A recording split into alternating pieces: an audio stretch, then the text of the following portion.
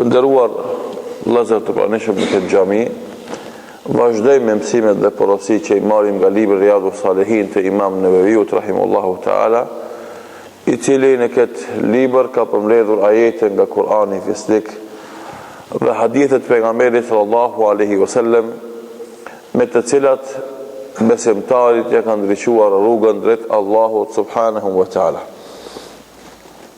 Jemi në kapitullin e përpjekjes dhe dhënjes së mundit në rrugën e Allahut dhul xhelal, në hadithin e 101 më radh që nga fillimi, apo hadithin e 7 në këtë kapitull, ku Imam Neveviu rahimahullahu taala thot: وعن أبي هريرة رضي الله عنه أن رسول الله صلى الله عليه وسلم قال: حجبت النار بالشهوات وحجبت الجنة بالمكاره، متفق عليه. وفي رواية لمسلم: حفت بدل حجبت، وهو بمعناه أي بينه وبينها هذا الحجاب، فإذا فعله دخلها. Thot Imam Neveviu rahimahullahu taala, në rëfen Ebu Hurejret radiallahu anhu, i cili thot se pejgamberi sallallahu alaihi wasallam ka thonë: është rrethekuar zjarmi i xhehenemit me epshe, dhe është rrethekuar xheneti me gjëra të vështira dhe të papëlqyeshme për njeriu. Transmeton Buhariu dhe Muslimi në disa sahihet e tyre. Pra, ky hadith që nuk ka dyshim në vërtetësinë e tij, për shkak se transmetohet në dy librat më të sakta që kanë përmbledh hadithet me varg transmetuesish të përpikt, dhe që vërtetësia e këtij hadithit dhe e këtyre librave nuk bie në dyshim, nuk vjen në dyshim, vazhdon me na dhon orientim dhe udhëzim se xhehenemi rreth e përqark ti ka epshe që ti duhesh të largohesh prej tyre, duhesh të japish mundin dhe të përpiqesh që të largohesh prej tyre. Dhe xheneti është i rrethekuar me gjëra të vështira dhe të papëlqyeshme për nefsin tanë. Andaj duhesh të japish mundin dhe të përpiqesh të i bësh ato për të arritur deri te xheneti. Çka janë epshet? Ulemat kanë dhënë definicion për të gjitha termet që janë përdorur në gjuhën e fesë, qofshin ato në Kur'anin fisnik apo në hadithet e pejgamberit sallallahu alaihi wasallam. Epshet janë të gjitha gjërat e këndshme të dunjos, të gjitha kënaqësitë e dunjos, të cilat i ka ndaluar sheriati t'i përdorim, ose drejt për drejti ato originalisht ato veprime, ose në mënyrë indirekte për shkak se ato veprime bën shkak për t'i lënë pasdore obligimet. Dhe pas kësaj, ose paralel me këtë, vinë dyshimet, më dyshjet, që zakonisht njeriu ose në këtë derë apo në atë derë bie në gjuna. Pa do thot njeriu para vetes në jetë i ka dy dyert të mëdha të gjunaheve. Njëra derë është epshi, të gjitha gjërat e këndshme të dunjas që janë të ndaluara dhe që mund bëhen shkak për të larguar nga kryerja e obligimeve fetare. Dhe dera tjetër janë epshet, janë dyshimet, shubuhat, më dyshet dilemat që të vinë në kokë në lidhje me besimin, dhe që të dëmtojnë botkuptimin dhe perceptimin e realitetit fetar dhe ati dhe përditshëm që në të gjindesh dhe jetën. Dhe dikush bie në gjuna për shkak të epsheve, dikush bie në gjuna për shkak të dyshimeve dhe më dyshjeve dhe dilemave. Do thot dhe kështu të gjithë i bar njerëzimi bie në gjëna ose për shkak të njerëz derë ose për shkak të derës së dytë. Gjërat e vështira se të papëlqyeshme për njeriu, cilët janë ato? Të gjitha obligimet fetare që me to angazhohet ose obligohet njeriu, kërkojnë për njeriu të mund kontribut për të bërë një gjë ose për të larguar nga një gjë. Si që janë adhurimet, falja e namazit, për shembull zgjimin në mëngjes, marrja abdest tash që është ftoft, agjërimi kur është dita e gjatë edhe e nxehtë, pra është vështirë, nuk është lehtë. Ose për të larguar nga gjërat e ndaluara. Dikush që është mësu me konsumu alkohol, nuk e ka dhe aq lehtë me lënë alkoholin, e ka vështirë. Ai që është mësu me konsumu duhan, e ka vështirë me lënë, nuk e ka dhe aq lehtë. Andaj duhet çka mund edhe kontribut edhe përpjekje në të cilën hast dhe vështirësi për të larguar nga ajo gjë që është e ndaluar. Mirë, po normalisht aty qëndron shpëtimi edhe fitimi i tij. Pra ky hadith, duke i pas parasysh edhe hadithe tjera që kemi përmendur më tani, vazhdon me na dhënë porosinë dhe mesazhin kryesor. Se rruga e shpëtimit, rruga e hyrjes në xhennet dhe e mbrojtjes dhe largimit nga xhehenemi ka nevojë për mund, ka nevojë për përpjekje, ka nevojë për kontribut, ka nevojë për lodhje. Dhe përsëri vim edhe e themi fjalën ashtu sikurse për dynja nuk mundesh të me arrit qëllimin tënd pa u lodh, pa u mundu, pa dhënë kontributin tënd. Aq më parë për të fituar xhenetin nuk mundesh me fitu pa u lodh. Dhe ky hadith në të ngjashme në formë na ka ardhur nga pejgamberi sallallahu alaihi wasallam, ku tregohet se Allahu dhul Jalal kur e krijoi xhennetin, i tha Gjibrilit alayhis salam: o Gjibril, shko dhe shikoje xhennetin si e kam krijuar.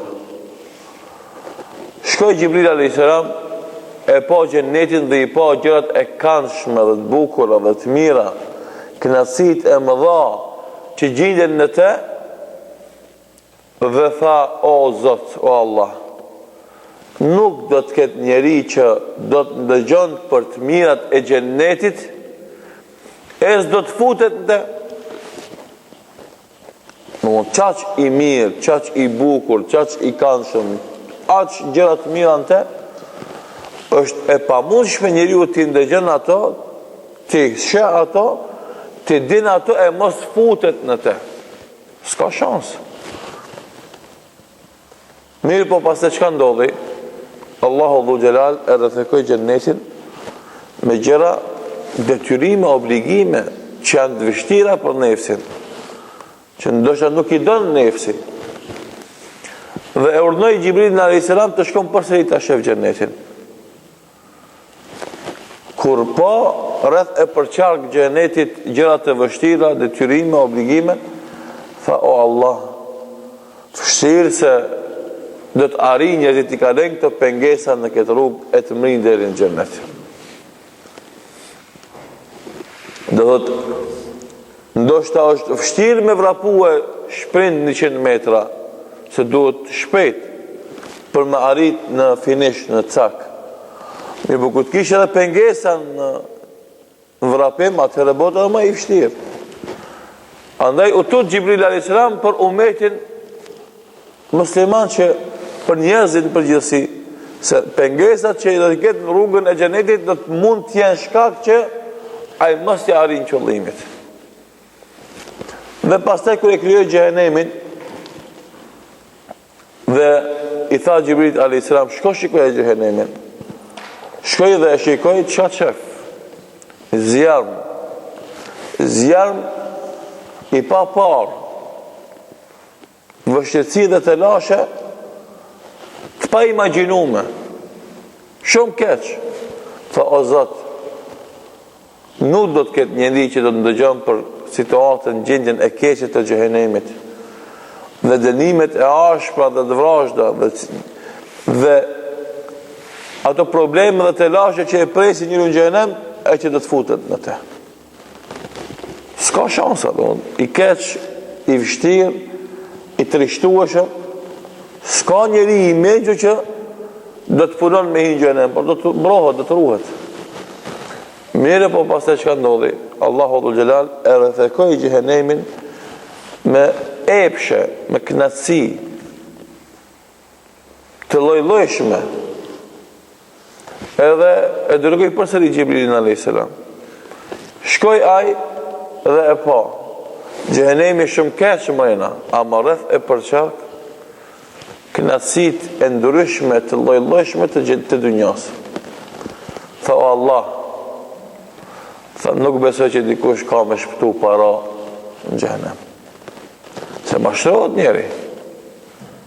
Mashtrohet, syni njeriu të mashtrohet. E shef se fundi është keq.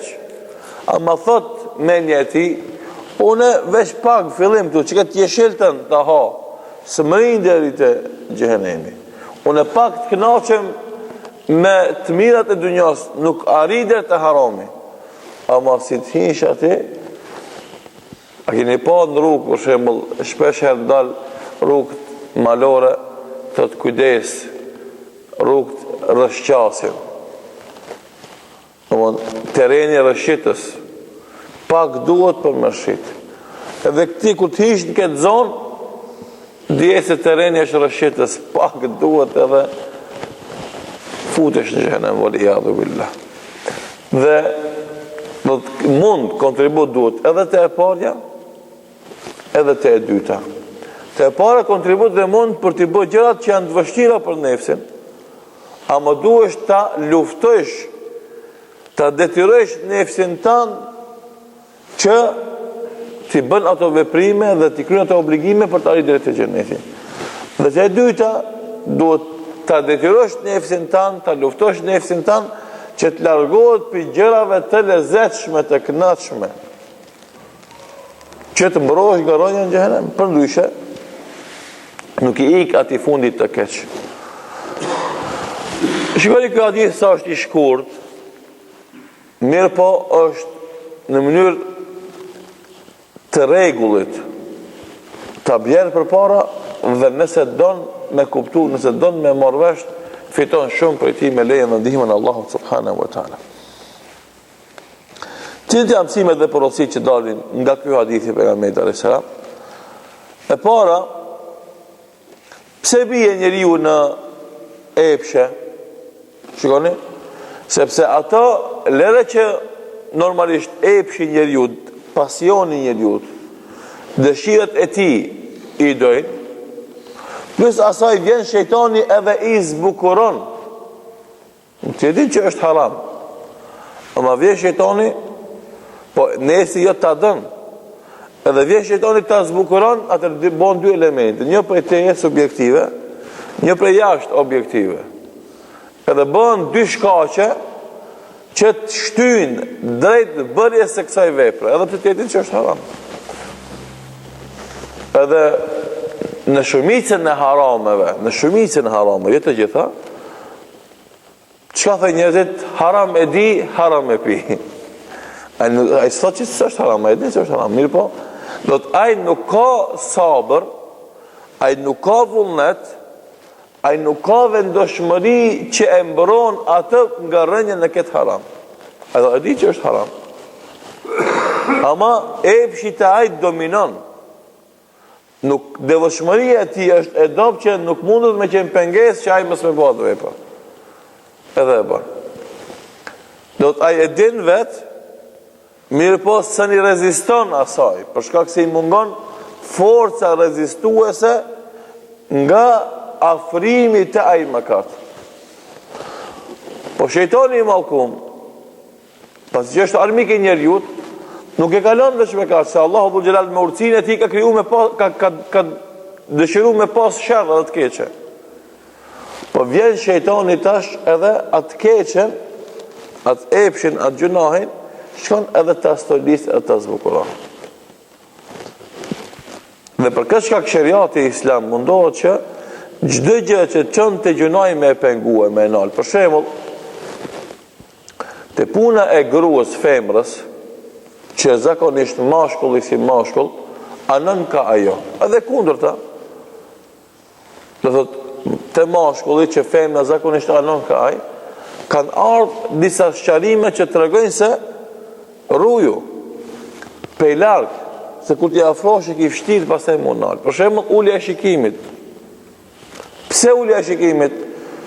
Se Allahu dhul xhelal ka dashur që femrën e ka kriju të bukur.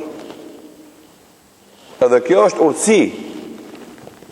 Pse që me pas afërsi buri me gruan, mashkullin me femrën. Edhe ato i pëlqen njëri tjetrit për shkak të gjërave që i ka njëri dhe si ka tjetri. Andaj femrës i pëlqen mashkulli, sepse ka mashkulli ato komponente që si ka femra. Edhe kundërta. Femra e don, mashkulli e don femra për shkak se femra ka gjëra që si ka mashkulli. Dhe ato janë tërheqës për njëri tjetrin. Mirë po kur bën halal për njëri kur të është martesa. E para martesas ki elemente, ule shikimin. Element ndihmës. Pastaj në anën tjetër e ka ndaluar femrën që të del e zhveshur. E ti eksponon, ti publikon bukuritë e saja. Pastaj ka ndaluar që femra, edhe nëse është e mbuluar, del e parfimosur. Pse? Se këtë rast ka me punu syri, po ka me punu huna. Edhe ka me nuhat aromën e këndshme të parfymit, edhe ka me e angazhu edhe shikimin, tash e ndite aromën edhe hape syt.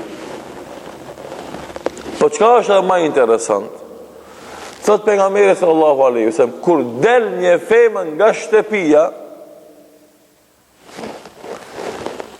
i bashkangjitet shejtani asaj femrës dhe e stolis atë në sytë e mashkullit. Edhe kjo, për shembull, kush e dëgjon për herë të parë, i duket e paqartë. Ama kush fillon me analizu jetën, e merr vesh se shumë është i saktë. Se sa meshkuj janë dashuruar ndo femra që ndoshta nuk kanë edhe aq të bukura. E shka u bo shkak që ai mashkull mu dashuron atë femër? U bo kjo që e ka thonë pejgamberi alayhis salam, se kur ka dalë femra nga shtëpia, i është bashkangjit shejtani asaj dhe e ka stolis, e ka zbukuru atë në syrin e atij mashkull që ka dalë ai në start për shtëpis, për me hap syt, me hap hunën, me nuhat aromën e femrave dhe me pa femrat, edhe ka ardhe është stolis ajo për te dhe ti ju ka duk hyri e xhenetit. E nuk ka dëshuar pasaj. Andaj, e tash, në kësi situata, shejtani e bën punën e vetë. Kush të mbron ty prej ranjes në këto kurthe, shikoni që janë një pas nëshme, nuk është veç një. Imani, devotshmëria, sinceriteti në adhurim, veç këto mund me të bëjt. Për ndryshe, e ki fështirë. E ki fështirë vetë me i bo balë, me i rezistu këtë gjëra. Se i e kryuti me i dashtë të gjëra. E se nalesh nëse së ndimon Allahu dhul xhelal. E së ndimon Allahu atë kur të kishti iman, devotshmëri, sinqeritet, e kështu me rast.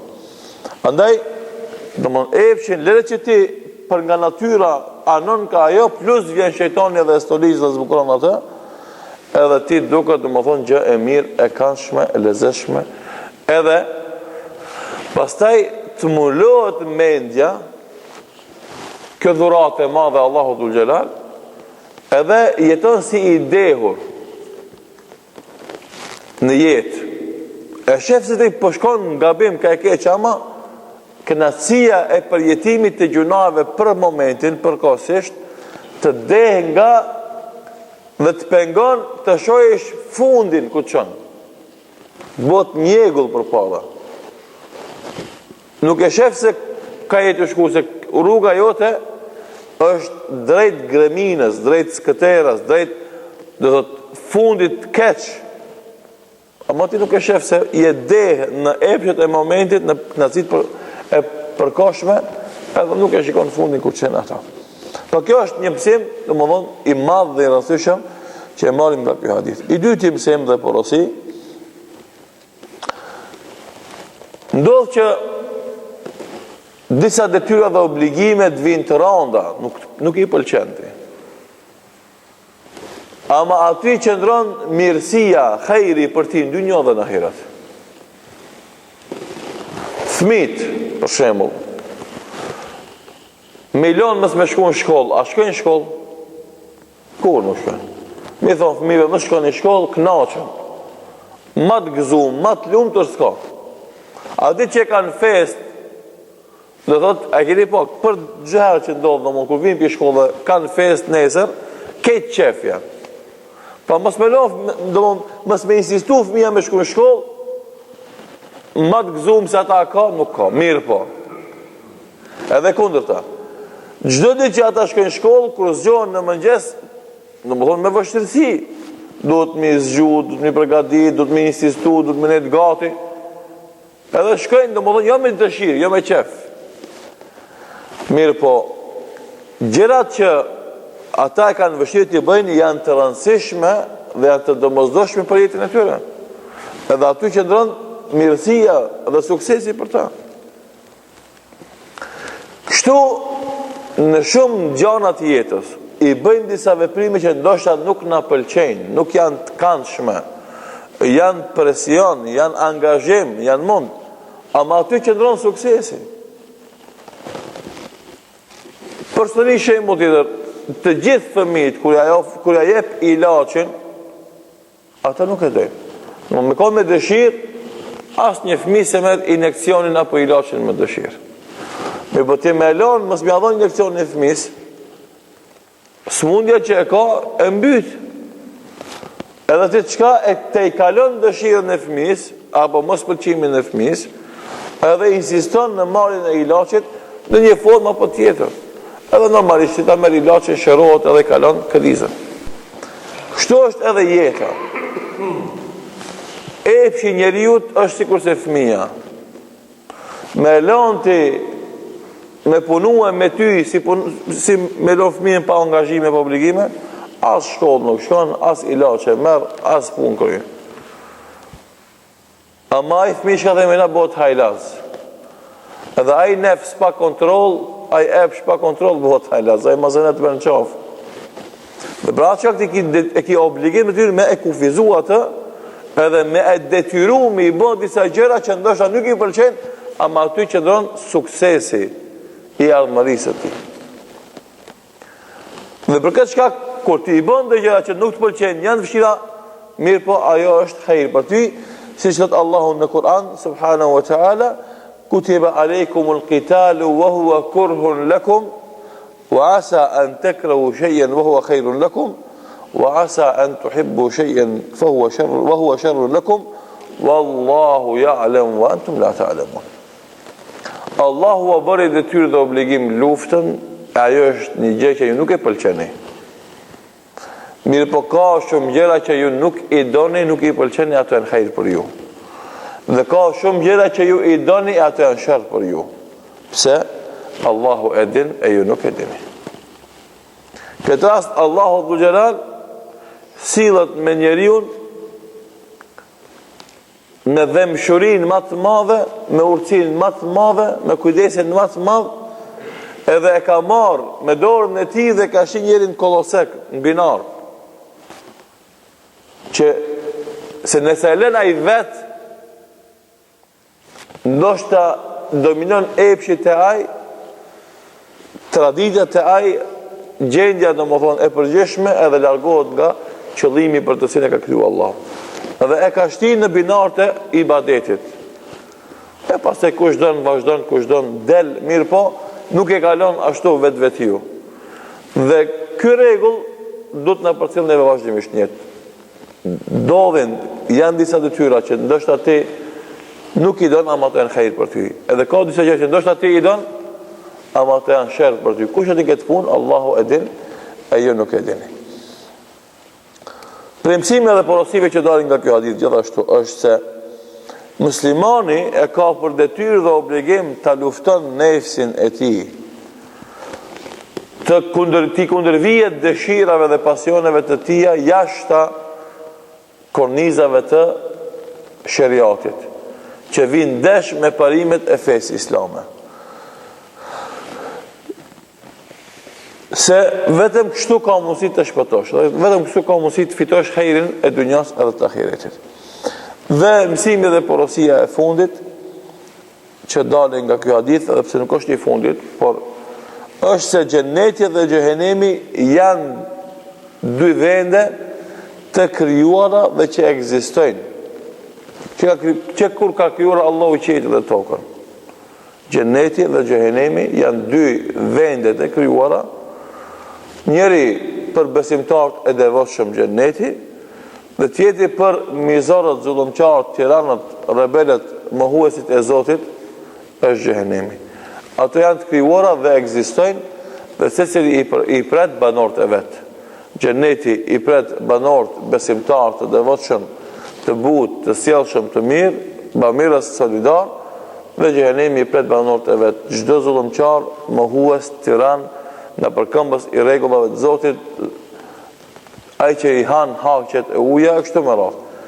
Dhe do të pe këtij hadithit shihet qartë kjo punë, dhe kjo është një prej çështjeve të besimit islam që duhet ta ketë parasysh besimtari. Elusim Allahun do xhelal na bën për atyre që vazhdimisht, edhe pse ballafaqohen në vështirësi dhe të lashe, e insistojnë në zbatimin e urdhave të Allahut dhe u bëhen të këndshme dhe të mira ibadetet pas 20 vite të gjatë në to, dhe lutim Allahut na ruan nga epshet dhe kurthet e shejtanit, edhe pse ndoshta ato në një kohë të caktuar na duken të mira dhe të këndshme, mirë po me vazhdimin e rezistencë, atër humbet shija për gjunohave, edhe mbrohemi nga to, e mbrohemi pastaj edhe nga dënimi i Allahut dhul xhelal, ajo është xhenemi. Lutim Allahut na ebhej dhe bereqet, dunja dhe në ahiret, ne abdiet të dobishme dhe vepra të mira. Wallahu ta'ala a'lam, sallallahu ala Muhammedin wa akhiru da'wana alhamdulillahi rabbil alamin.